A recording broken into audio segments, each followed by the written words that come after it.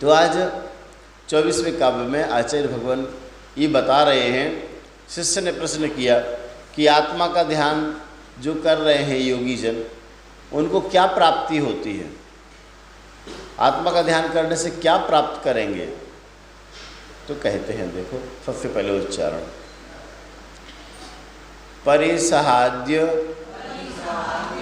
परिसहाद्य विज्ञाना दास्रवस्य निरोधिनी। परिसहाद्य विज्ञाना दास्रवस्य निरोधिनी। जायते ध्यात्म योगेन जायते ध्यात्म योगेन कर्मणा माशु निर्जरा। कर्मणा माशु निर्जरा।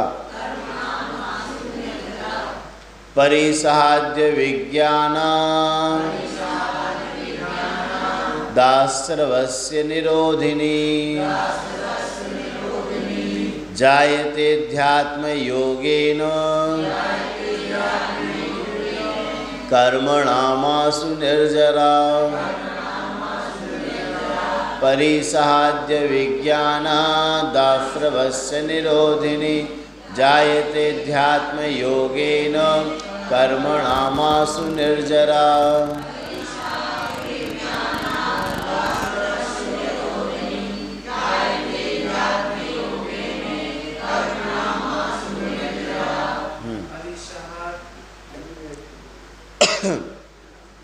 इसके पहले हम शब्दों को विच्छेद करते हैं।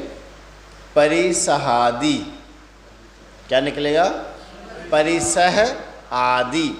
परिसह आदि। अविज्ञानात। अविज्ञानात। फिर निकलेगा आश्रवस्य। कितने पद हो गए? परिसहादि, अविज्ञानात, आश्रवस्य, निरोधिनी।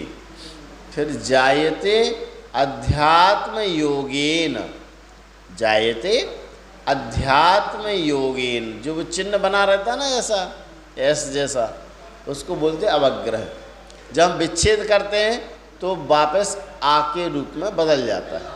उसका आ का चिन्ह है, वो जब संधि होती है तो आ हट जाता है और अवग्रह का चिन्ह लग जाता है। पूर्व रूप संधि के उसमें होता है ऐसा।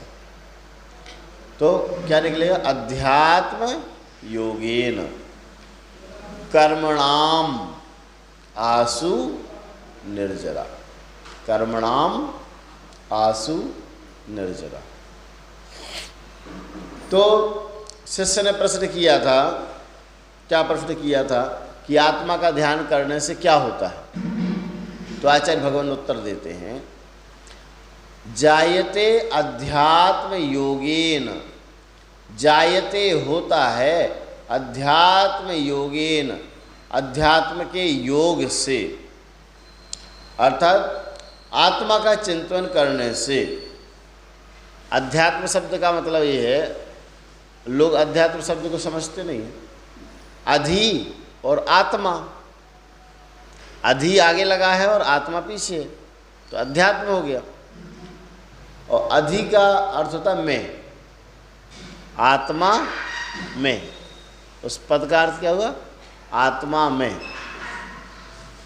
जहाँ आत्मा में जाया जाए वो अध्यात्म, जहाँ आत्मा की चर्चा हो वह अध्यात्म है ना। तो अध्यात्म शब्द का ही मीनिंग है। जायते होता है अध्यात्म योगेन, अध्यात्म के योग से। अब अध्यात्म का योग कैसा? अच्छा पहले समझ लो सीधे सीधा, फिर बाद में व्याख्या करेंगे। अध्यात्म के योग से क्या होता है? आत्मा के ध्यान से। अध्यात्म योगेन का मतलब हो गया आत्मा के ध्यान से। जायते होता है, क्या होता है? कर्मणाम, कर्मों की, आसु शीघ्र, निर्जरा, निर्जरा। समझ में आया?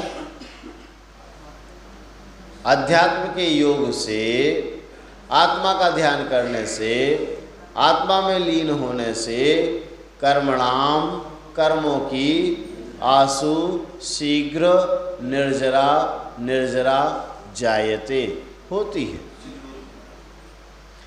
जब यह जीव अपने आत्मा का ध्यान करता है तो इसके कर्मों की निर्जरा शीघ्र हो जाती है। बात समझ में आ गई? नीचे वाला पद स्पष्ट है। आध्यात्मिक योग से आत्मा के ध्यान से कर्मों की निर्जरा शीघ्र होती है। हाँ, आत्मा के ध्यान करने से, आत्मा में लीन होने से या अध्यात्म के योग से कर्मों की निर्जरा शीघ्र होती है। तो कर्मों की निर्जरा शीघ्र होती है, कारण क्या है? अभी तो आत्मा अपने आप में लीन है और कर्म झड़ गए, तो ऐसा हुआ क्यों? वो आत्मा में लीन हुआ और कर्म झड़ गए, ये तो बात ठीक है, लेकिन ऐसा होता क्यों है? तो लिखा परिसह आदि अविज्ञानात। परिसह आदि, जब यह जीव अपने आप में लीन हो जाता है तो परिसह आदि का इसको कोई ज्ञान, परिसह आदि अविज्ञानात, अविज्ञान अज्ञान। आत्मा में लीन हुआ तो बाहर मच्छर काट रहे हैं, गर्मी लग रही है, सर्दी लग रही है, बारिश हो रही है, ओले पड़ रहे हैं, किसी ने पत्थर मार दिया, कोई सर्प आया, सर्प डस रहा है, मकड़ी काट रही है, खून बह रहा है, फिर भी कुछ भी भान नहीं हो रहा। अविज्ञानात, ज्ञान नहीं। सिगड़ी जल रही है, स्यालनी भक्षण कर रही है?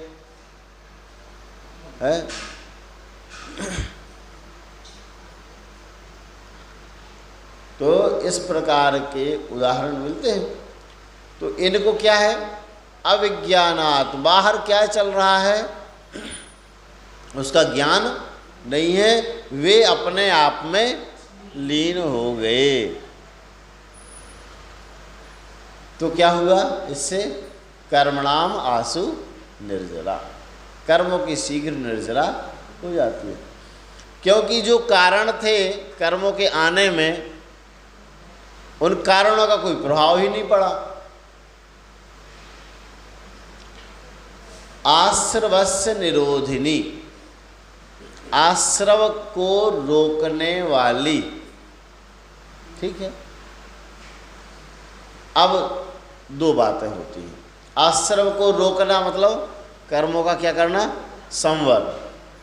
आश्रव को रोकना संवर कहलाता है। तो आश्रव नहीं हुआ कर्मों का, तो क्या हुआ? संवर। तो जो नए कर्म बंधने थे वे आए नहीं। आत्मा में लीन है व्यक्ति, मन वचन काय, उसके तीनों योग कहाँ हैं? आत्मा में है। तो आत्मा के योग से तीनों योग उसके कहाँ चले गए? आत्मा में, बाहर में नहीं है। काय वांग मनः कर्म योगा, मन वचन काय से कर्म का आश्रय होता है। अब जिसने अपने तीनों योगों को आत्मा में ही डाल दिया हो तो कर्मों का आश्रय कैसे होगा? जब कर्मों का आश्रय नहीं होगा तो संवर हो गया, नए कर्म आना बंद हो गए। जब नए कर्म नहीं आ रहे हैं इसका मतलब है भी नए कर्मों की क्या हो गई? निर्जरा। आश्रव को रोकने वाली निर्जरा अर्थात संवर है, उसको भी निर्जरा कह दिया। और अगर कोई उपसर्ग परिचय इत्यादि विषयन कर रहे हैं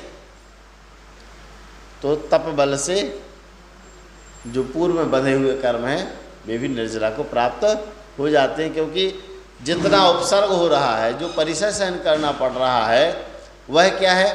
पूर्व के कर्म का उदय। और पूर्व के कर्म जो उदय में आ रहे हैं, जो बैर बंधा होगा, जैसा भी संबंध रहा होगा, है ना, गाली गलौज की होगी, मारा पीटा होगा, किसी की बात को नहीं माना होगा, बैर बंध गया होगा, तो उससे क्या हुआ? उसने बदला लिया वो कर्म जब उदय में आया। तो अब क्या कर रहे हैं? कर्म उदय में आता रहे तो आता रहे, आता रहेगा तो टंकी में से पानी निकलता रहे सो निकलता रहे, हमें भरना ही नहीं है सो कहाँ जाएगा? बह जाएगा, स्टोरी नहीं करना है ना।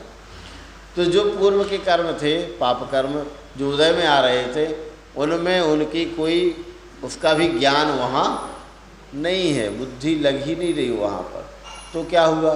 तो पूर्व के जो कर्म उदय में आ रहे थे वे भी झड़ गए, और तपस्या चल रही है तो पूर्व के जो और बंधे हुए कर्म वे सब बाहर आ रहे हैं। तो कर्मों की जो पूर्व के बंधे हुए कर्म हैं उनकी भी निर्जरा हो रही है, और नए कर्म नहीं आ रहे हैं उनका निरोध हो रहा है, संवर हो रहा है। तो ये भी एक प्रकार की निर्जरा हुई है। फिर से देख लो, अध्यात्म योगेन। अब अध्यात्म का योग क्या क्या था? आत्मा, आत्मा को, आत्मा से, आत्मा में, है ना, बीच में कोई नहीं है, आत्मा के बीच में कोई नहीं। जब दो होंगे तब बंधेंगे, बंधने के लिए दो चाहिए ना, अकेला बंध जाएगा क्या? नहीं बंधेगा। अब यहाँ अकेले आत्मा ही है, आत्मा आत्मा को आत्मा से आत्मा में ध्यान कर रहा है ना। तो ये अध्यात्म का योग है। ऐसे अध्यात्म के योग से परिसय आदि का ज्ञान नहीं होने के कारण से आश्रव को रोकने वाली कर्मों की निर्जरा शीघ्र हो जाती है। अब आप समझ गए होंगे, कठिन नहीं है कि अध्यात्म के योग से, अध्यात्म में जाने से, आत्मा का चिंतन करने से, आत्मा का ध्यान करने से, और जो आत्मा के ध्यान में है तो बाहर का ध्यान नहीं है, तो आत्मा का ध्यान करने से परिसय आदि का अनुभव नहीं होता, उस पर ध्यान नहीं जाता, चिंतन नहीं जाता, जिससे क्या हो जाता है? आश्रम को रोकने वाली कर्मणाम निर्जरा आसु जायते, कर्मों की निर्जरा शीघ्र हो जाती है।